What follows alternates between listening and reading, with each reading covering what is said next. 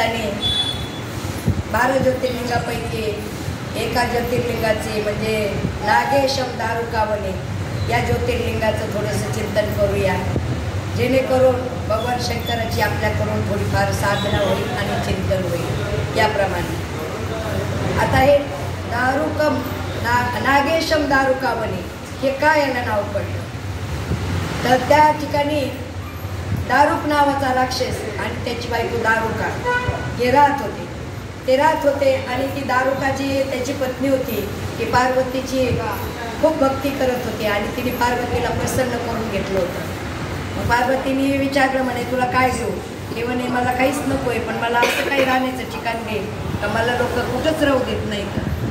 मग त्या पार्वती मातेने त्या दारुकाला असं सुंदर वन तयार करून दिलं का जेणेकरून त्या वनामध्ये खूप असं म्हणजे बाग बगीचा सुंदर वातावरण अशा प्रकारचं वन तिला दिलं आणि सांगितलं पार्वती मातेने, तुला ज्या वेळेला या वनामध्ये काही त्रास होईल असं होतोय असं जेव्हा वाटल त्यावेळेला तू ह्या वनाला उचलून पुढं पण घेऊन जाऊ शकते आणि तिथं ते बांधू शकते.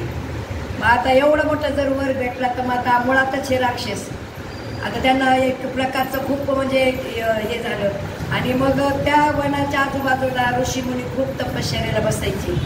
हा दारुक राक्षस आणि दारुका त्या ऋषीमुनीला एवढा त्रास द्यायचे, त्यांची तपश्चर्या भंग करायचे, त्यांना दगड फेकून मारायचे, अनेक प्रकारचा त्रास देत होते.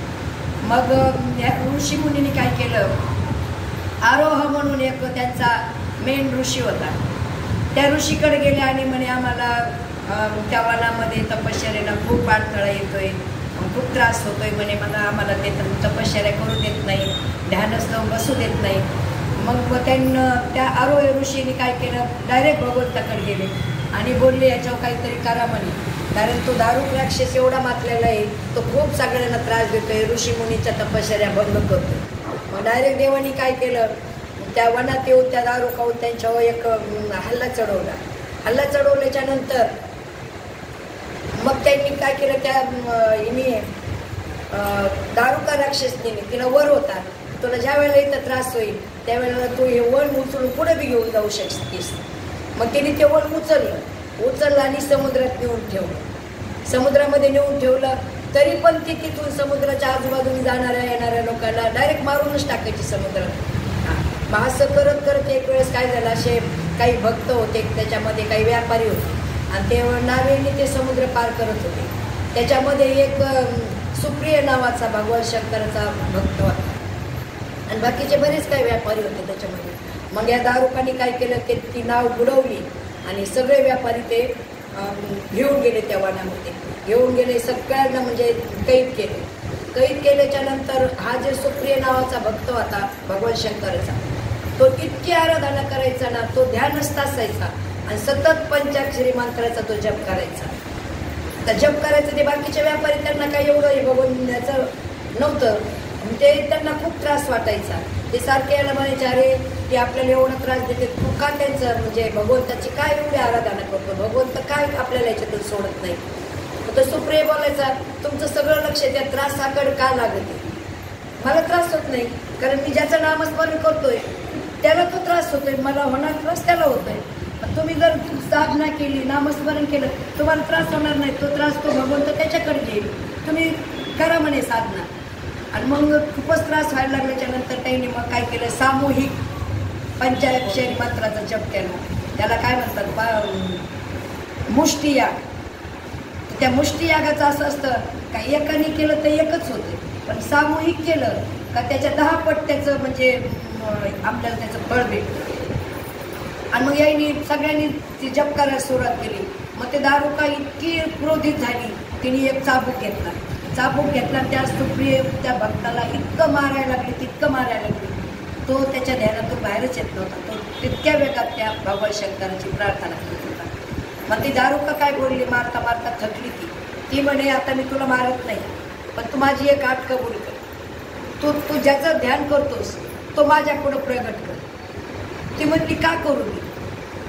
हा सुप्रिय म्हणला, मी का करू त्यांना प्रगट, मी देवाला त्रास देणार नाही म्हणे, त्याला जेव्हा पाहिजे तो माझ्याकरता येतोच म्हणे, आणि मी तुझ्याकरता देवाला कसं काय प्रगट करेन. आणि काय व्हायचं, रोज हे अनुष्ठानाला बसले का रोज भगवान शंकर सुप्रियाला भेटायला यायचा. आणि जे त्यांचे होते काय म्हणते त्याला राखण होता ना माणूस, तो त्या दारुकाला सांगायचा का रोज रात्रीच्याला एक कोणीतरी महान पुरुष येतोय म्हणे इथे. मग हिला शंका आली होती की हा महान पुरुष म्हणजे कोण येतो. मग जर देव जर यांना भेट देत असेल तर मला का देत नाही. मग तेव्हा म्हणे का आमच्या पुढं प्रगट कर तुझा भगवान शंकर, नाही तर आम्ही तुला मारू. मग मारत मारत इतकं मारत होती ती, ते म्हणलं मी कधीच माझ्या भगवंताला तुझ्याकरता तरी त्रास देणार नाही. माझ्याकरता तो येतोय जेव्हा पाहिजे तेव्हा, मी त्याला कधीच बोलवलं नाही, पण तो येतोय. पण तुझ्याकरता मी कशाला त्याला त्रास देऊ. आणि मग असं करत करत मग तो इतकी ती मारत होती. मग सगळ्यांचं सामुदायिक सामुष्टिक जेव्हा जप झाला तेव्हा भगवंत प्रत्यक्षात प्रगट झाले. प्रगट झाल्याच्या नंतर मग भगवंतानी काय केलं का त्या दारुकाला सांगितलं का इथं राहायचं नाही म्हणे, तुम्ही आता इथून पण निघून जायचं. मग आता ही दारुका नावाची राक्षसी जी होती ती पार्वतीची भक्त होती. तिने लगेच पार्वतीकडे गेली म्हणे आम्हाला प्रत्येक ठिकाणाहून हाकलून का देता येईल म्हणे. ते पार्वतीने सांगितलं म्हणे तुम्ही खूप लोकांना छळलं म्हणे, त्याच्यामुळे तुम्हाला निघून जावं लागलं. तुला जे वर दिला मी तो फायद्याकरता दिला म्हणे, तुझ्या एकट्याच्या फायद्याकरता दिला नाही. अति मिळाल्याचा म्हणजे तो अवमान केलास म्हणे तू. तर मग तिने भगवान शंकर पार्वती मातेने सांगितलं का आता इथून पुढं ती कोणालाही त्रास देणार नाही, पण इथून तिला हाकलून लावू नका. आणि मग ते वन होतं दारुका वन, म्हणून त्या दारुका वनामध्ये प्रगट झाले म्हणून नागेशम, तिथं नागेश प्रगट झाले, नागेशम दारुकावली असं ह्या ज्योतिर्लिंगाला नाव पडलं. आता तिथं एक तलाव होता, त्या तलावामध्ये अशी कथा आलेली आहे, भीम आणि अर्जुन गाया घेऊन यायचे तिथं पाणी पाजायला. आणि ज्या वेळेला त्या गाय पाणी प्यायच्या ना त्यावेळेला आपोआप त्यांच्या स्थानातून दुधाच्या धारा लागायच्या. मग ते विचारच करायचे का हा काय प्रकार असेल. अर्जुनाचा भीमाचा संवाद व्हायचा का हा काय प्रकार असेल. आपण ज्या वेळेला गाईचं म्हणजे दूध काढायचं पाहतो तेव्हा गाई कधी लवकर पाणवत नाही का, आणि तर पाणी पिल्याबरोबर दूध कसं काय देतात. आता भीमाचं डोकं, भीम म्हणलं आता शोधच लावायचा आपल्याला हा पूर्ण म्हणजे हे सागर आहे, सागर उपसून टाकायचं. आणि मग ते भीमाने काय केलं, ते सरोवर जे होतं, सरोवर होतं सागर होतं, ते सरोवर सगळं उपसलं खाली थोडी माती उकरली तर त्या ठिकाणी अनेक अशा पिंडी जशा म्हणजे नामदेव महाराज गेले होते ना याला अनुग्रह घ्यायला विसोबा केचाराकडे. मग त्या पिंडी सगळ्या इथं उचलली का तिथं उचलली तिथं त्या सगळ्या पिंडी सापडल्या तिथं. मग ते मंदिर अर्जुनाने आणि भीमानी ते पिंड एक वर काढली आणि मग ते पिंडीचं जीर्णोद्धार करून तिथं ते मंदिर बनवलेले अशी त्याची कथा आहे. का ज्या वेळेला म्हणजे हे गेले नामदेव महाराज अनुग्रह द्यायला तर तीच जागा तिथं होती.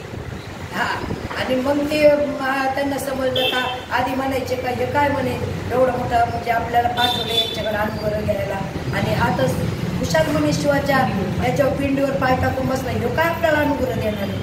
आणि मग जेव्हा ते पाय उचल म्हणे ते विसोबा केचर म्हणले माझे पाय उचलून बाजूला ठेवली त्याच्या खाली पिंड, बाजूला ठेवली त्याच्या खाली पिंड. तेव्हा त्यांना समजलं की योगेश ठिकाणी आपल्याला भगवंतांनी पाठवलेलं आहे. म्हणून त्या वनाला नागेशम दारुकावली म्हणजेच औंढा नागनाथ.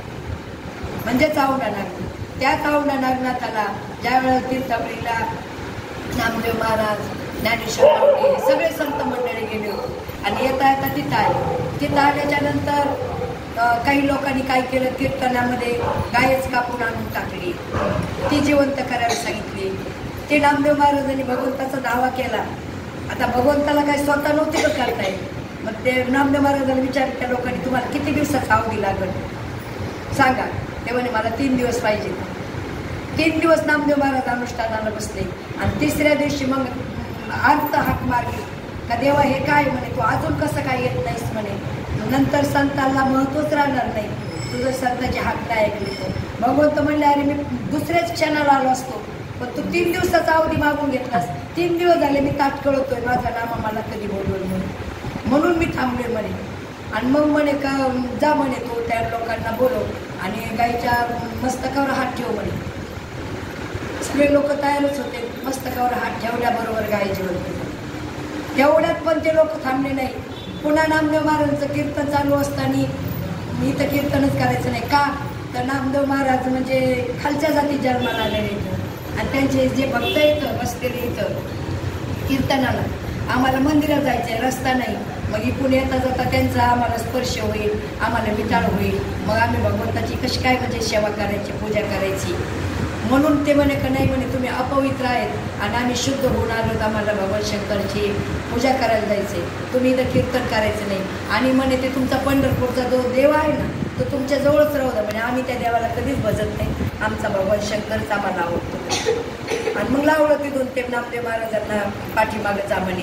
नामदेव महाराजांनी पाठीमागं जाऊन कीर्तन सुरू केलं आणि सांगितलं देवाला म्हणे, देवा म्हणे आज काय तुला कीर्तन म्हणजे भगवान शंकराकडे केलं म्हणे, माझं कीर्तन भगवंत तुम्हाला आवडत नाही का म्हणे, तुम्ही मला पाठीमागं पाठवलं म्हणे. ठीक आहे म्हणे, नका ऐकू माझा पांडुरंग ऐकलं की नाही म्हणे. असं म्हटल्याबरोबर फिरविले देऊळ जगा माझी ख्याती, नामदेव हाती दूध प्याला.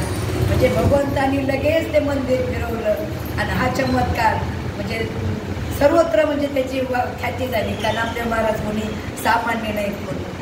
तर असे हे औंढा नागनाथाची कथा आहे. आपण थोडक्यात थोडं